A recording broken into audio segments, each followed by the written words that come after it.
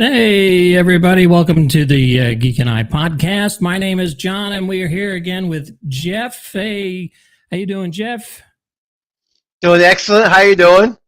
Good. And we're here with our special guest this week, Mr. Scott Kinney. Now, Scott, we've had you back on the show. This is your second time, and I want to thank you for coming back on and talking about the Retro Expo. Give us some quick details about the expo, when it is, and what it's actually what you're going to be doing down there, and anything special that might be happening. And we'll take it from there. Let's. Sure. This is our third Retro Expo in Plano. It's inside the Plano Event Center in Plano, Texas. The next show is Friday and Saturday. It's a little different. We open on a Friday evening, so that'll be the 18th from 4 to 7 and p.m. And then all day Saturday from 10 to 5, and that's the 19th, March 19th. And it's a collector focused show. I made it for myself. I am a collector. I collect vintage toys, comic books, stuff from my childhood, from the 70s and 80s era, is what I'm into. So it's a show that's, there's a lot of dealers, a big dealers room floor there. So it's a little bit different than a Comic-Con in that I put a lot of emphasis on the dealer room floor and having a lot of variety in there. There's guys selling VHS tapes. There's guys selling records, skateboards, stickers. It's just very diverse by design. And then we also have guest stars, celebrity guests from old movies and TV shows. And again, the emphasis is on retro. We try to bring in guests to the show that are just kind of from your favorite television shows or movies. From the 70s 80s period. This time we have Jason David Frank. Let's go Go over. ahead. I do have a couple of slides. Let's Okay, sure. let's go over. Tell me what you how you got these guys, and Okay, great. what we're looking forward to. That's Jason David Frank. He is, of course, best known as Tommy, the Green Power Ranger, from the original '90s series and the first movie.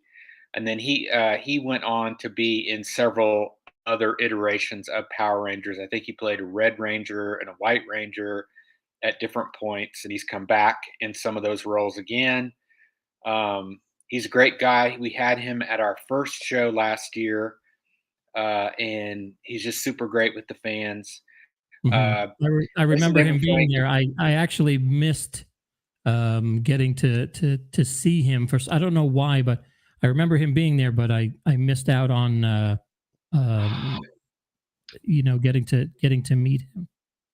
He's real nice, great to talk to, likes to talk to fans. He's very personable behind the scenes, which me putting on the show helps a lot. But there's a little bit of history with this show in terms that my partner is a gentleman named Ben Stevens, and he's my partner in Retro Expo. And Ben started his sci-fi expos, back in the 1990s, late 90s, mid 90s, I believe, in Plano at that same facility.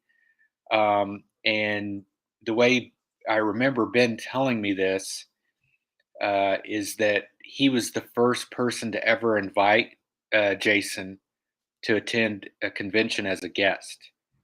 And Jason confirmed this to me when I met him. He came up and said, "Thanks for having me out." He's very nice and polite. He said, Ben invited me to my first show, and I'll never forget that. So anytime you guys, want me to come back, I'll come back. So we love having him back, and I'm sure we'll have him back, a year or two down the road. He's always on tour when he's not filming. He's filming a new movie that he raised the funds on Kickstarter for, called Legend of the White Dragon. And when he's not filming, he's on the road on tour. That guy just he hits the comic shops. He's a big supporter of comic stores, and doesn't charge them anything. You know, he comes in and just brings in a bunch of guests to the comic book store to help them out. You know, just to kind of help boost their visibility. So he's a cool guy in that way. Now, is he Nice. local to the Texas area, or does he like fly in just for the Saturday and then head back out? Not 100%. I'm not 100% sure. I think he's driving, but I think it's because, like I said, he's on the road. Like he'll be coming from another show Mhm. the weekend before. So he's in his car, I think, a lot, just kind of traveling from city to city. I know he's doing like a East Coast tour coming up later this year, which is kind of a big deal. He doesn't He's happen to probably drive. coming back to Texas for the barbecue. He doesn't drive a Yeah, Green Ranger, does I he? do. What's that? He doesn't drive a Green Ranger. That would, Yeah, yeah, I don't know his car. I don't know. Wah, He wah, could. wah. yeah, that would miss the shot. All right, so now Dad jokes. We're all dads here. It's fine. and let me bring up the next one. The next guy is I am so excited to hopefully get to see and get to meet. And Hey, he's John, been a can I interrupt real quick? Sure. Big shout out to David for hanging out with us. Oh yeah, thanks. Very cool. Thanks. All right, go ahead. So here we have, this is the man, the face, the man named after coffee, or coffee named after the man, Mr. Dirk. Yeah, Dirk. Yeah, the jokes are like missing, you guys. I need a laugh track, so at least it's like a I know you do. you know. It's but I'm trying. Dirk Benedict, how'd you land Dirk Benedict? Again, at that, my partner, he is also the owner of a company called Official Pics.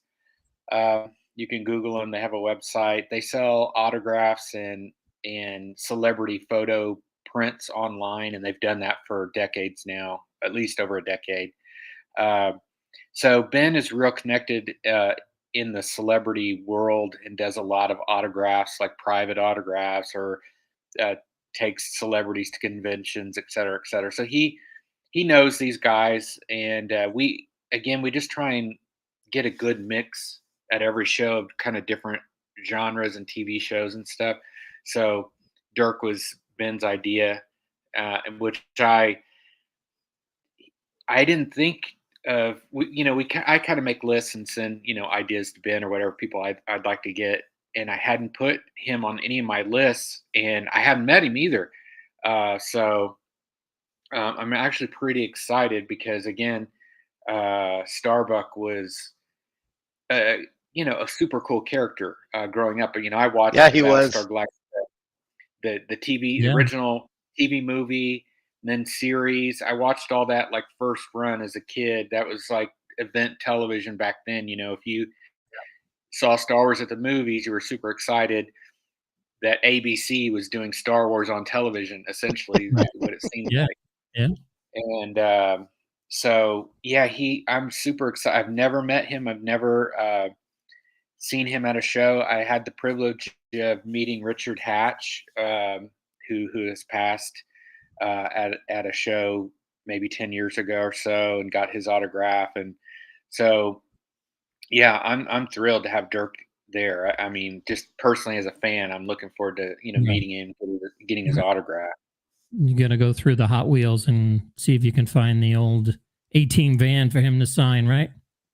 Oh yeah, and of course I neglect to mention A-Team, which is another show. Of course, a lot of us watched in the '80s. It was a big hit show, and of course starred Mr. T. Who was at kind of the height of his fame at that point after the Rocky movie. And that was a great show, and that one lasted several seasons. So he was on like kind of two iconic shows that bridged the 70s and 80s there. Yeah. Yeah, I hope to meet him. You know, the last show you had, Chuck Norris was there, and we came close, but we got Access denied. we got kicked away by somebody, and but His yeah, family runs Chuck's business there, so the people that were around him, I think, were like literally his family members. Like I think his son was there, his wife was there. He may have had one other person that was kind of a business manager. Yeah, a lot of these celebrities, their families work with them, as their managers or assistants or whatever, which is cool. It's like a family business in a way. right, right. Let's see who we have up. Who we have up next? We have Is it oh, Carter? Yes,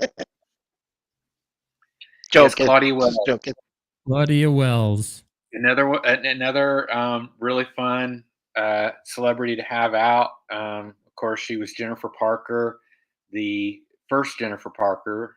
She was replaced due to being in, I think, a TV contract or something. When the second movie came around, or the third movie, I can't even remember when they replaced her. But It was for part 2 because she was replaced. Okay. By Elizabeth Shue. Yeah, replaced by Elizabeth Shue.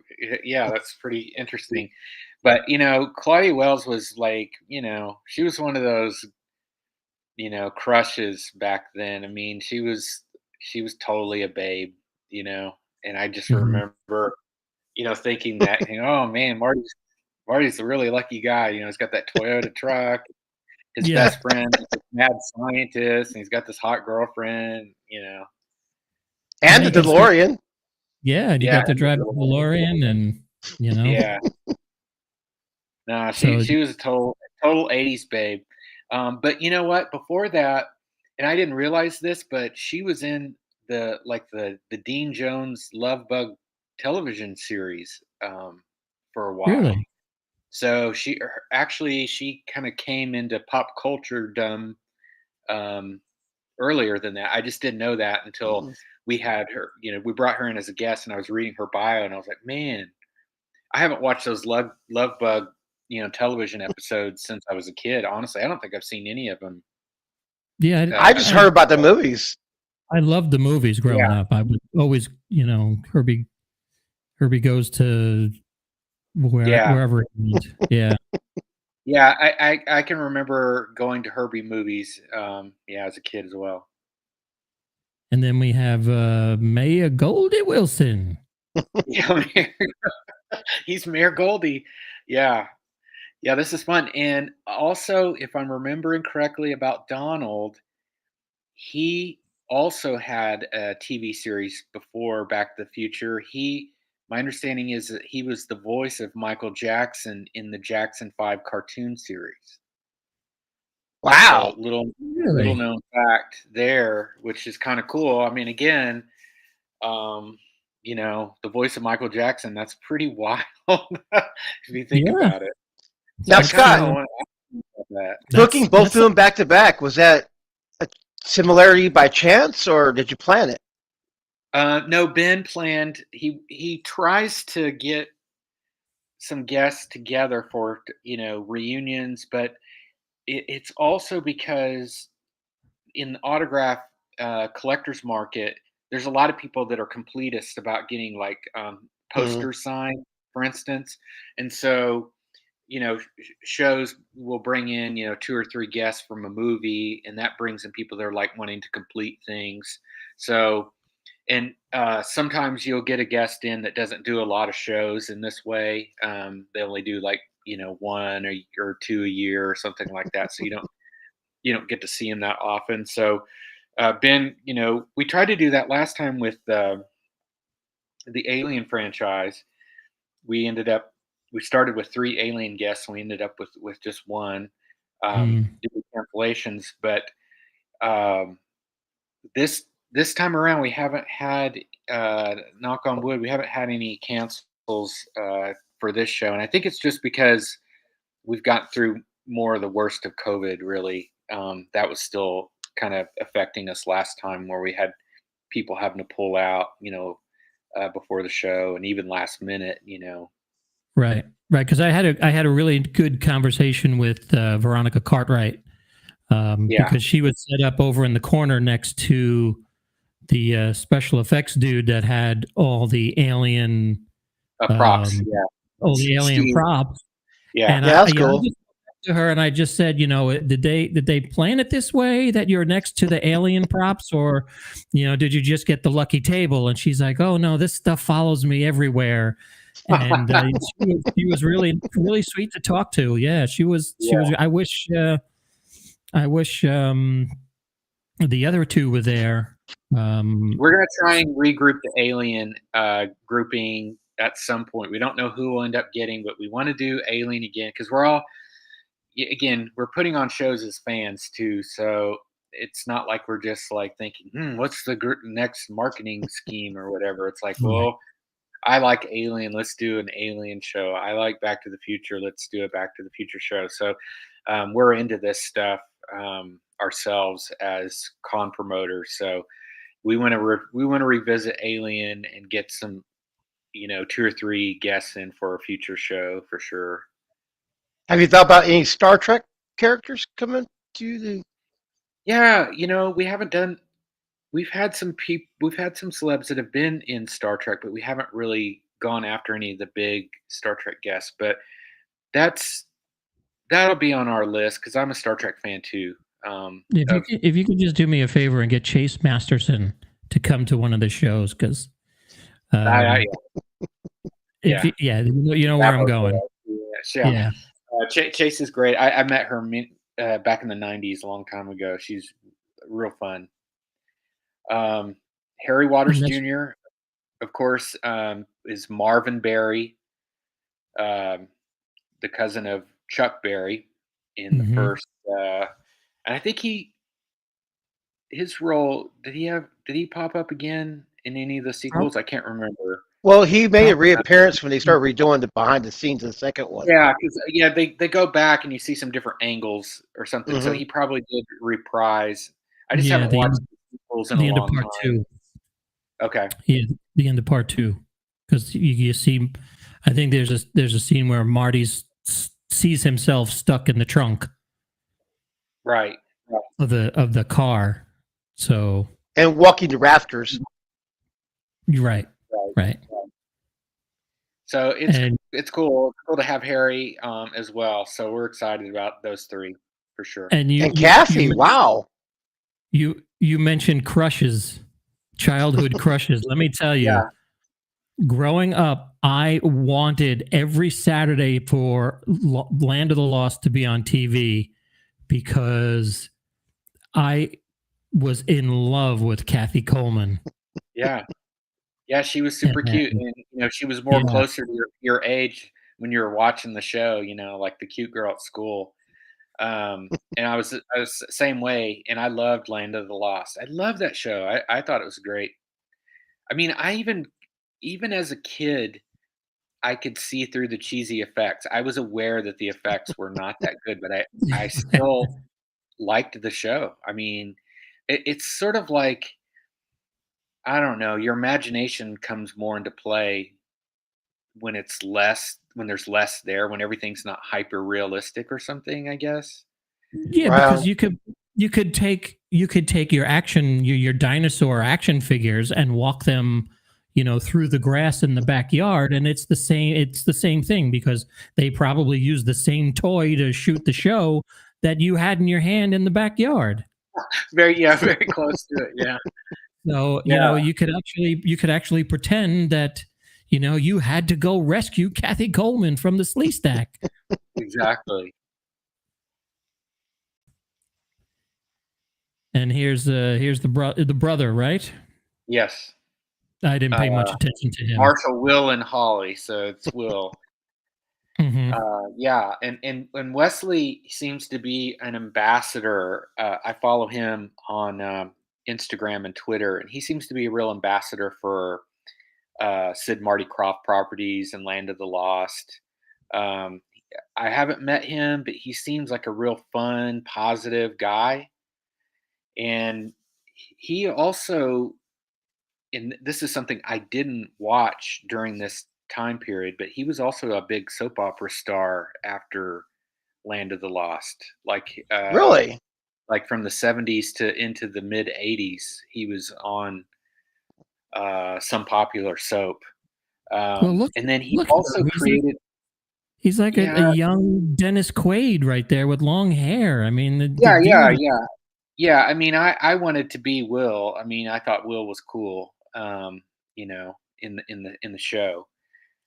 But yeah, he also, if I'm remembering correctly, he also created a television show called Dragon Tales. I think I'd have to look that up Mm. again, but that was like a '90s kids Mhm. cartoon. Yeah, I remember that show. So some Yep. '90s kids might totally want to meet him for a completely different reason than us '70s kids. But I haven't met Wesley either. So Kathy and Wesley together is going to be great. I want to get something really cool autographed by both of them. I Now, love when you know that the two of them are going to be there together, are you setting it up so that they're next to one another? Will they share a table, Yeah, they'll or be next to each other, and I don't know what they're bringing, but uh, both of them, or at least Wesley, I think, tends to bring props with him.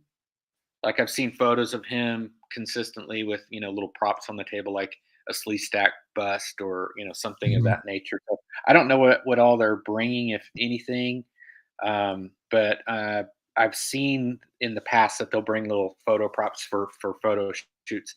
Now we don't have the room at this show this time around um, to do proper photo shoots, in a separate room where there's Mhm. space to stand next to the celebrity on a blue screen or a backdrop. But Mhm. some celebrities will offer at the table selfies so that they can stand up and take their photo with you there at the Right. table or whatever. And that leads me into a question I had for you, because this will be the third show that Jeff and I are attending. The first Mhm. one was right at the right dead smack in the middle of COVID, and then it was kind of, I don't want to say sparse, but there seemed like there was room for more. The second Uh-huh. one, there was more.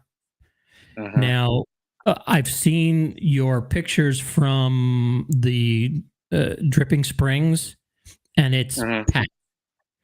Now, Yeah. are there plans to maybe move to a bigger facility in the Plano area, or are you guys, you set on, this is where we started at the Plano Event Center, and we're going to stay there no matter how big it is, and are you Well, finding you're going to go find a new venue? we started small on purpose because obviously we were in the middle of the pandemic and attendance numbers were lower. Um, so we didn't want to overcommit. So we haven't been renting the entire facility in Plano. There are more rooms and more we can expand, but we're not doing that until the July show. So our next Retro Expo after this March one is July 16th and 17th, and it will be moving to a Saturday Sunday show at that point, and we're going to utilize the entire building. So we'll have more rooms. So we can start having in July panels. We can probably have a proper photograph area with celebrities. So there'll be more programming, more things to do at the July show. But the March show is going to be just the three areas. It'll be the autograph area, and that's going to be full because we have 11 total celebrities. We haven't got through all your slides yet, but there's 11 total celebrities plus artist alley and cosplay guests. So we'll be using the full autograph room. The dealer's room will be full, and the foyer area will have artist alley in it, and also the 501st the Star Wars players. They'll be back. So, and we'll also have another costume contest. So we'll be using the foyer again for lines and other activities until we get the full building and can bring more in, basically. Now, there wouldn't happen to be an area that could be set aside for two losers who think they do a cool podcast where we could broadcast. Well, not we, where they could broadcast from the show all afternoon. You guys don't think the lobby is a good area for that, right? We're too good for the lobby. Is it too noisy in there? Probably, machine, right? Okay. Yeah. Well, no, I'm just number one teasing, but okay. Yeah. I'm serious. We had podcasters who said they were going to set up and we'll save a table for them, but no one ever really uses it because I think people really want to wander around and like video and interview people and stuff like that. Right. But you guys obviously, which I have fun doing, by the way. Yeah, any agents or anyone that will let you talk to celebrities, yeah, go for it. I don't have any control over that. It's usually up to the people themselves or their handlers who gets to talk to them. So I usually don't try to play middleman in that way. Yeah. Now we have a question from Facebook from David. He was wondering how much is the entry fee? $1 million. Exactly. It's $10 right now if you buy online for general admission. If you go to retroexpo.com and you want a general admission ticket, it's $10. It's $12 at the door for general admission. And then the VIP ticket is $35 right now, and it's $40 at the door. And so the difference between VIP and general admission is VIP gets in, you can get in an hour earlier. So I said that the hours on Wednesday are 4 to 7. For VIP, they're 3 to 7. So that's really an early bird pass because that's for the people that want to get in there and like hit the dealer's room, Right, then, get all the good stuff before we show like up. I mean, if I'm going to go to a toy show, I want in early, right? I mean, Right. if you're a collector, you want in early. So we provide that, and then you can get in an hour earlier Saturday, 9 to 5 instead of 10 to 5 with a VIP ticket.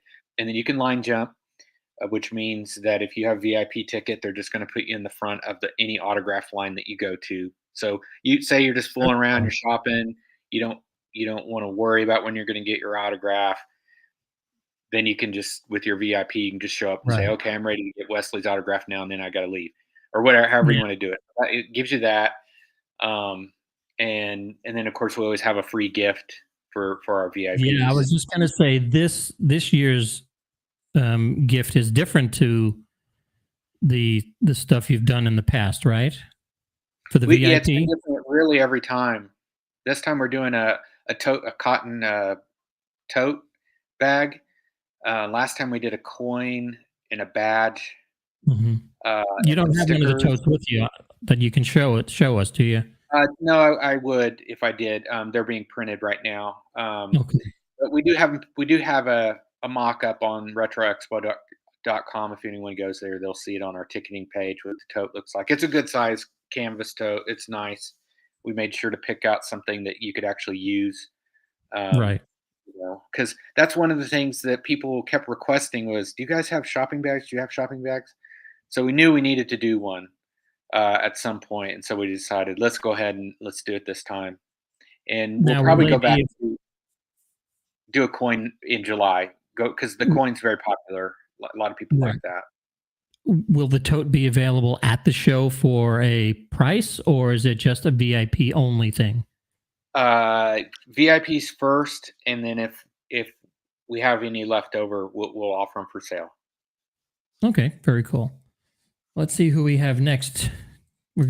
This show keeps going and going. Here we go. Ken Scott. And Ken was, I think he's Raphael. Is that the red bandana? Yes. You can tell I didn't watch Turtles as a kid. I was already like in high school. I played a video game, but that's about it. So Ken was in Secret of the Ooze, the second Turtles movie. He was in the first one as a foot soldier, and he's kind of his background, I think, is more of a stunt man.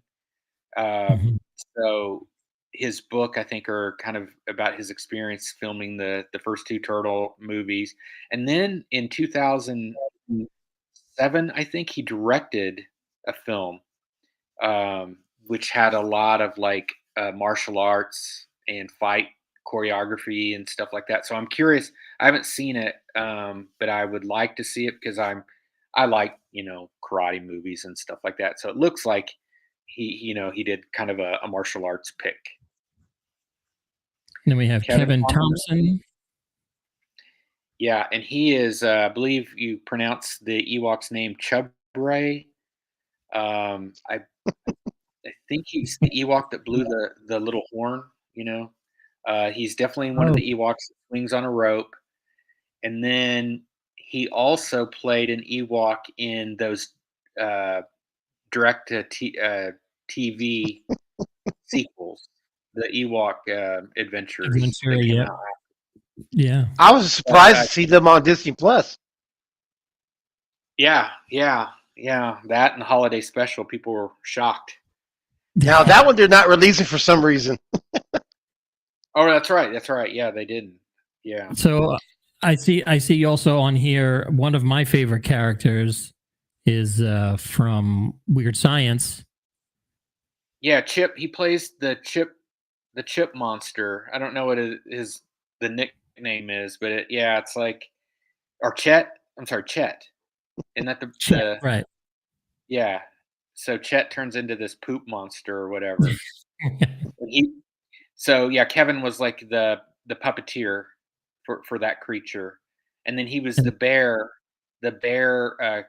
robot in Blade Runner. Yeah. Really?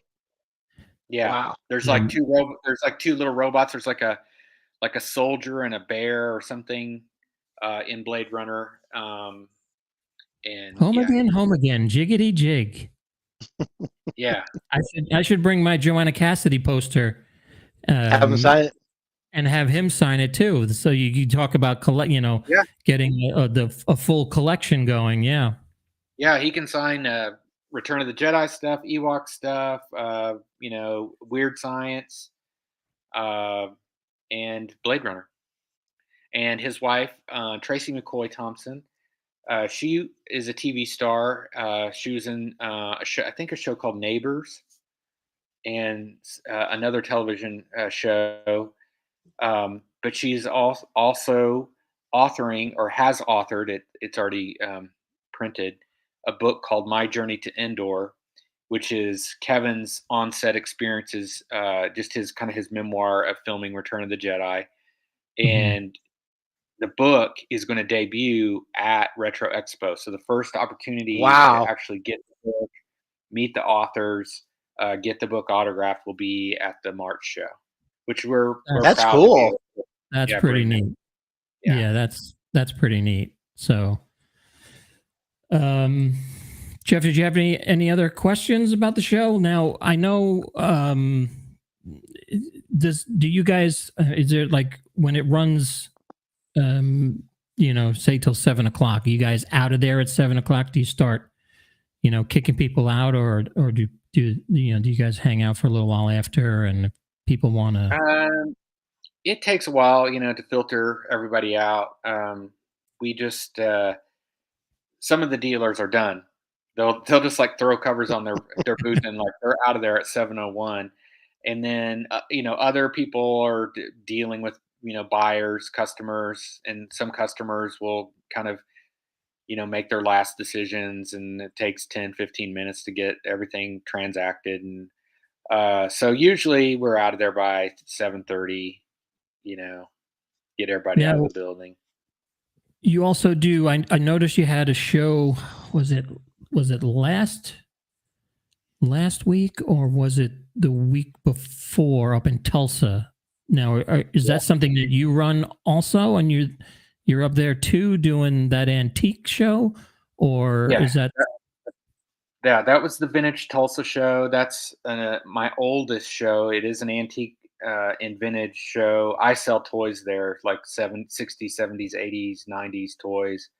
Um, but we've been doing that show since 2009, and yeah, we had it.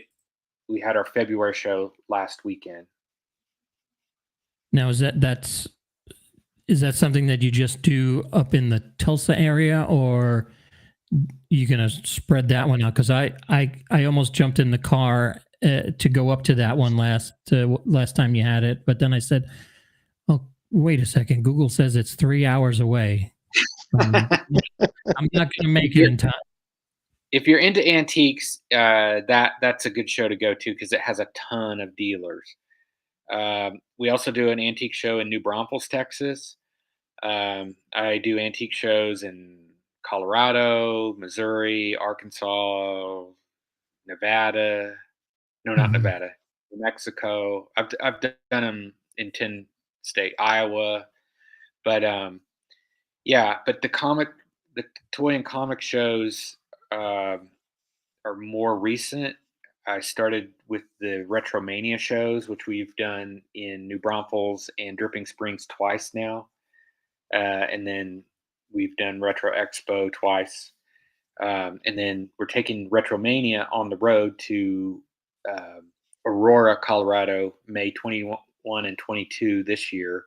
So that's our first out of state Retromania. Now, I wanted to ask you, is there a difference between the two, or is it just different names for different parts of the country? Retromania is a smaller show. We don't typically have guests there, but I did have guests at my New Braunfels show for the first time. We had Sam Jones, Flash Gordon, and so that was a lot of fun. And but Sam called me. He heard about the show and wanted to be there. So that's cool. Wow. I got him on a plane. Yeah. Well, Scott, let me ask you a question. I know this last Retro Expo, I was able to see some dealers doing video games because that's what I'm passionate about as well. Do you plan to have more of those type of dealers involved? Yeah, the Dallas Retro Gaming group. It's a Facebook group. Dallas Retro Gamers, I believe, is the name on Facebook. If anyone wants to look it up, but their club will have a table there. They had a table there last show last November, and they'll several independent members will have booths for items for sale. It's not, but that's a club that meets regularly in the Dallas area. So I've brought them in to be, because retro again, it's anything that you were into as a kid, and video games is part of that as well. So we always want to have video game dealers at the show. Right. So that's kind of like what we do here. It's the geek and I, but you can geek out about anything. You can geek out about comics, cars. If somebody wants to come on and geek out about their cookware, I'll be happy to do that because I'm a cookware geek. I'm a kitchen, tool geek myself. It's kind of like it encompasses anything that anybody likes, and the same thing with retro. Anything. What would you say now? And now that it's 22, what is retro? Where does the retro date begin now that we're in 2022? Yeah, I know, because the 2000s are 20 years old now. And then I still look at stuff like that as new. It's like, oh, that's modern or whatever. And it's like, no, that's my childhood. And I'm like, oh yeah. To me, anything before 2000s is retro. Yeah, it's a sliding scale.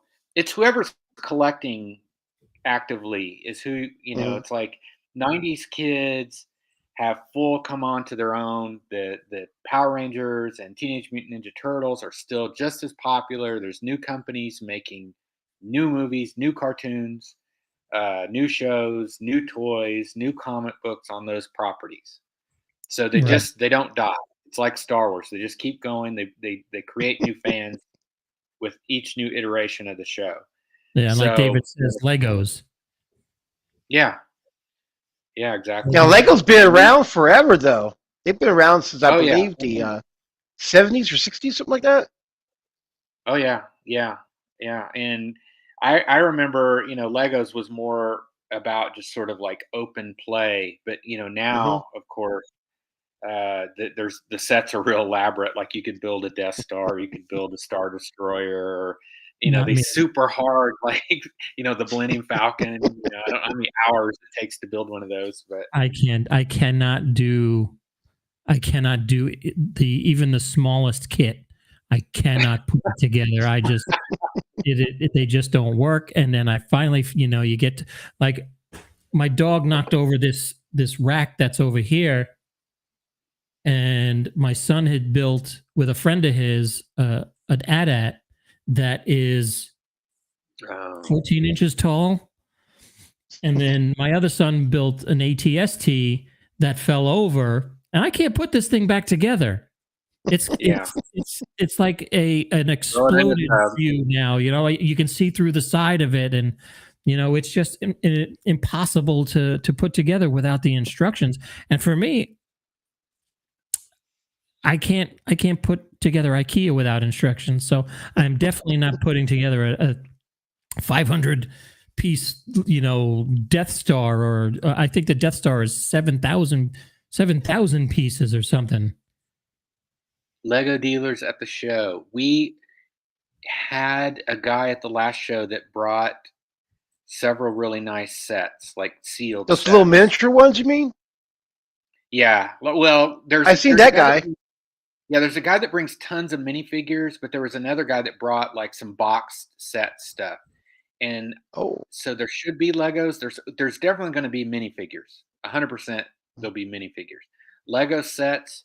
There's a guy out of Tulsa that owns a store that has a Lego account. Like he's a Lego distributor, or he gets them from a distributor and as a reseller. So he's going to bring some new sets, like some exclusive sets, I guess, or whatever. So yeah, there'll definitely be Lego in some form there.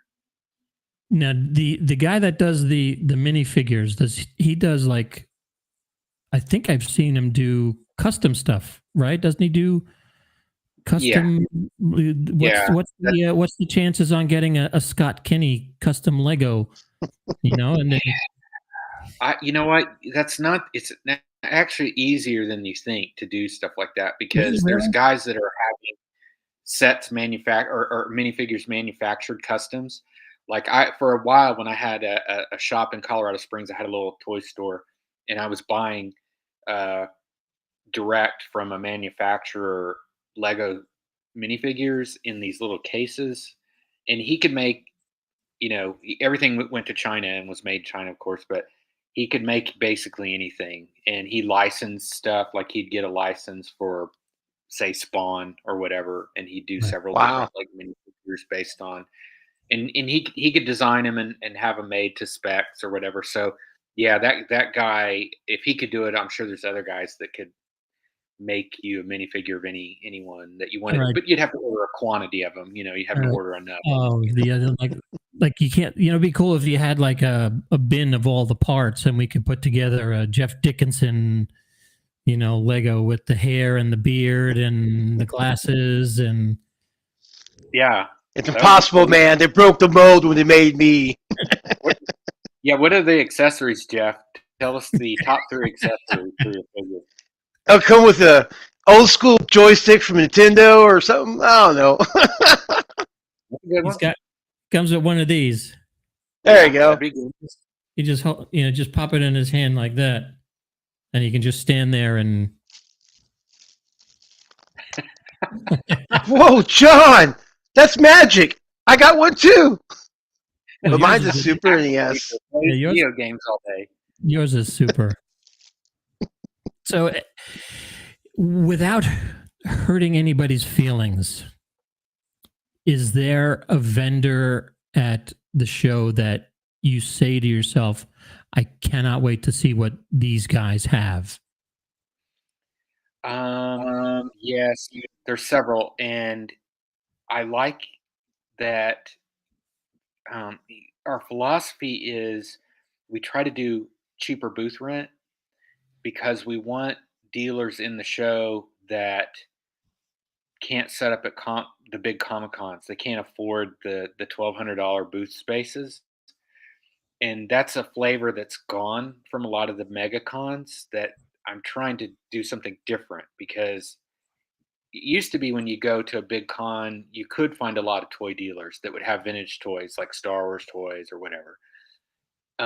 But more and more, it's big retailers at the shows taking up gigantic spaces. Like video games stores and T-shirt booths that are like a city block, in size or whatever.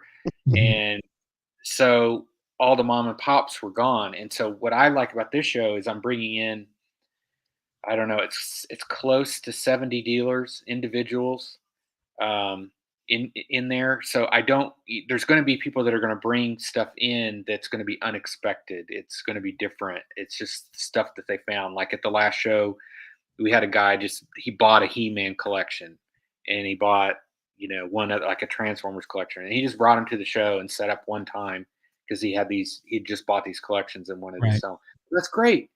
You're going to get some cool, stuff out of that kind of a deal.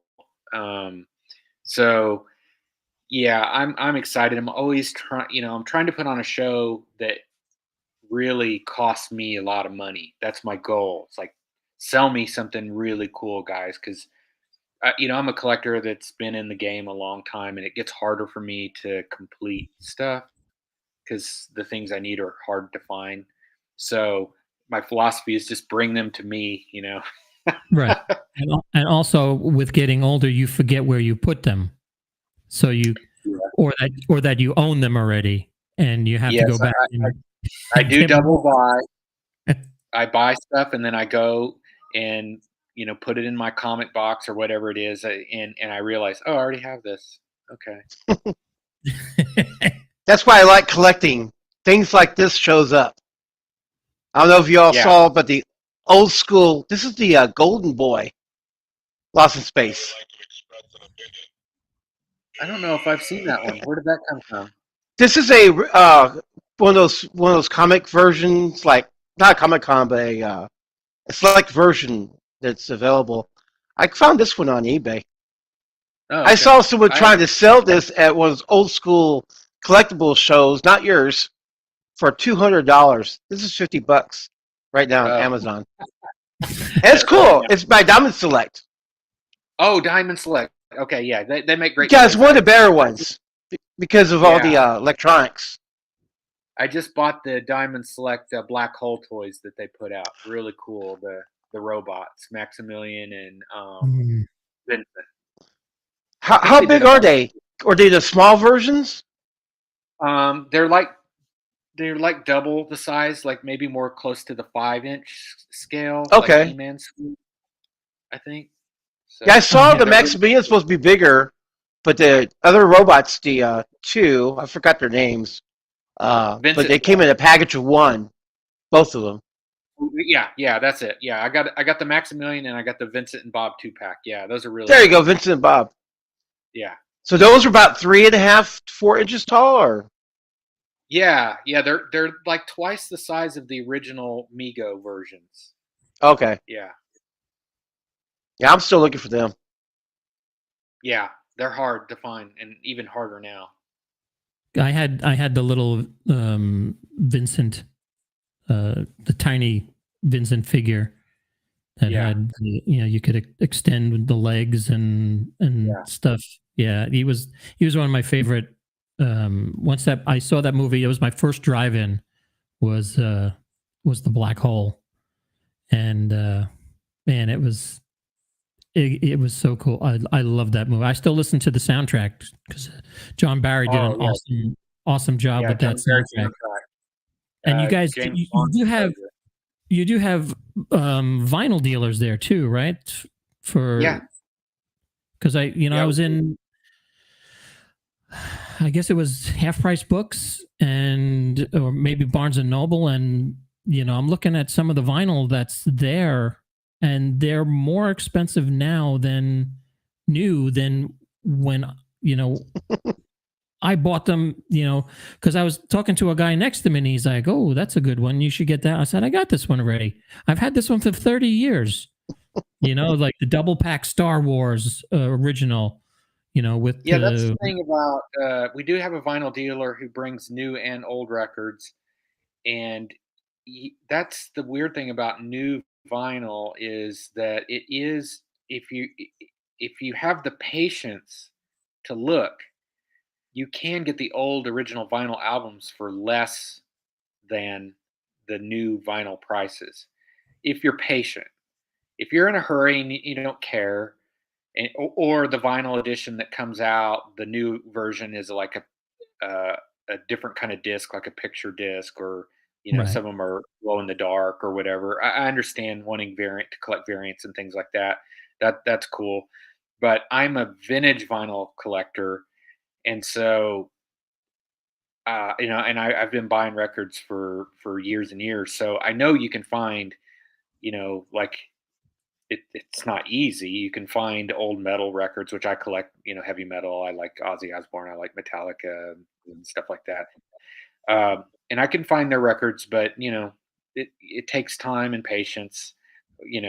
And I have bought a few of the new releases just because sometimes they'll add like a live song to them, or like a bonus track or something in the new releases that you might want. But I'm more I was of just the vintage. I was just shocked to see how Black Sabbath original albums, first releases, were off the charts for collectability. I mean, those Yeah, prices are insane. yeah, they are. Yeah, they're expensive. The first album, typically can set you back, at least $35 for an open, copy in decent shape. But the new Yep. ones are 25 or 30, so it's not like that much more, really. Right. Now, when you go to a show, like you said, you want a show that costs you a lot, that costs you money. Do you have a budget? Yeah. Are you told, like I am, okay, you can have $20 and you have to buy whatever you want for the $20 plus lunch? No, I don't have a budget. I mean, if it's something I need it, I'll go ahead and buy it. I'm kind of an opportunist about my collection. I know what I need, and I know how hard to find the things are, and I know when I need to pull the trigger and spend money on something. Like, oh, this is not an opportunity that comes up that often. You need to go ahead and Hmm. grab that. It's going to set you back. But I try to. Sometimes I avoid buying things that I don't necessarily have to have, because I know there's things out there that I'm going to spend money on, like hundreds of Right. dollars or more on. So sometimes I'll spend less on the kind of the $20-$30 little things that you buy to make yourself happy, or whatever, just to pacify yourselves. I'll like go, no, I would like to get that, but I'm not going to, because I'm saving my my money for that big purchase. I'm hoping to run across this and this, and that's kind of how I budget. Also, I'm limited on space because all my collection is in storage now, so I don't buy as much as I used to. Mhm. I'm holding back because I know it's stupid to buy a bunch of stuff and then just go put it in a storage unit. So Or you I've can cut start a most. museum. Yeah, I want to get my collection back out. It pains me to have it in storage. I like looking at it. Mhm. I loved going home, especially being on the road as often as I am, going home to my collection for a week or two, and just bagging and boarding some comics, going through some things that I bought, last time, because I'll buy a tub of stuff and then not go through Mhm. it for a while, and then try and get everything out on the shelves and stuff like that. I really miss that. Yeah. I want to see it kind of guy. Yeah, yeah, that's I had this room was set up for Christmas visitors this year, and now that everybody, I've gotten my room back, I've decided, I'm going to put my DVDs and my Blu-rays, the ones that are special to me, are going to go over here. And I got a couple of the mini one-ups, just to kind of. Oh, right. Not a lot of things. Like, I'm not that Star Wars guy where you walk in and it's 10,000 figures and he's got 16 legions of stormtroopers set up looking at the Emperor. It's like maybe one stormtrooper next to a guy, and I'm more into the practical, like a coffee mug type of thing. But I think I don't know if it was the last show or the first show. Maybe Jeff would remember, but I saw this thing. It was $5, and it was one of those I have to have it, and it was the Star Trek communicator. Yeah, the Star Trek communicator USB microphone that I picked up for $5, and I tell you, it works. I saw that, yeah. It works great plugged into the computer. It's pretty neat. It works great. Yeah. So. Well, anything else you'd like to let us know about the upcoming show this month, and then where are you going to be? June, July, August, September. Let's see. Since I have those dates, I should give those dates out. So I mentioned the Retromania show in Aurora, Colorado. That's May 21st and 22nd. Of course, this next show is March 18th and 19th in Plano, Retro Expo. And then the next Retro Expo is going to be July 16th and 17th in Plano. That's the one where I mentioned it will go to Saturday, Sunday in the full building. We already have our guests, or several of our guests, lined up for that show too. And we have some exciting guests coming in July, so people won't want to miss that. And then we'll be back one more time in Plano, November 5th and 6th, which will also be a Saturday, Sunday show and the whole building. So that's all I have for this year so far. I'm probably going to get in another Retromania show someplace. It may not be in Texas. I'm looking in the Houston area. If I can get a decent date this year, could be another late 2022 addition to the Retromania shows. And where are all your socials? Where can people find you on the interwebs? On Instagram, I'm Kid Cosmic, KIDKOSMIC. And if you like toy photos, that's my account. It's mostly all toy and comic and real stupid geeky stuff photos. And then retroexpo.com is where you can get all the info on all Retro Expo shows. And there is also a Retro Expo event Instagram account if anyone wants to look us up on Instagram there. Very cool. Did you have anything you want to say closing out this episode? Scott, thank you so much for hanging out with us. Looking forward to seeing you in Plano. Yeah, it's going to be fun. I like having you guys out, and it's always a blast. It's always just kind of like a bunch of friends getting together, so I like that. Yeah, right on. Thanks again, Scott, for joining us, and we'll see you in a couple of weeks at the Retro Expo. Tickets are available now at retroexpo.com/tickets-March-2022. Is that correct? That sounds right. I stole that right from the web, so if it's not right, it's your fault. Should be right. Okay. Thank you, Scott. Thanks to everybody who checked in on the comments. David wins the most commenting person today and best comments award. If you would like to support what we do here and help us get to these shows, you can visit buymeacoffee.com/thegeekandI to make a donation, or at least get Jeff a shave and a haircut. So we'd appreciate that. And once again, thanks for joining us today on the Geek and I podcast. Scott, we will see you in a couple of weeks. Hopefully we'll do a couple of lives together, walk around and get to talk to some of the guests that you have signing autographs. once again, thanks for watching the Geek and I podcast. You can get this on YouTube, Facebook, and the audio version will be available to stream on wherever you get your podcasts.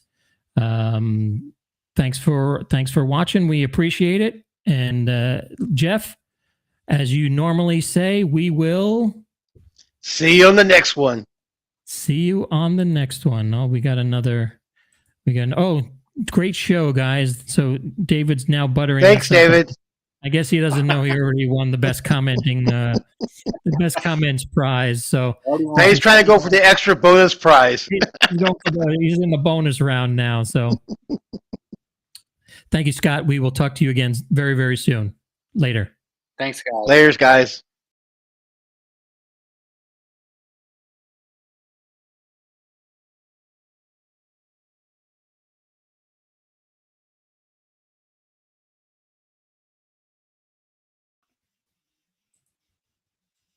All right, we're out.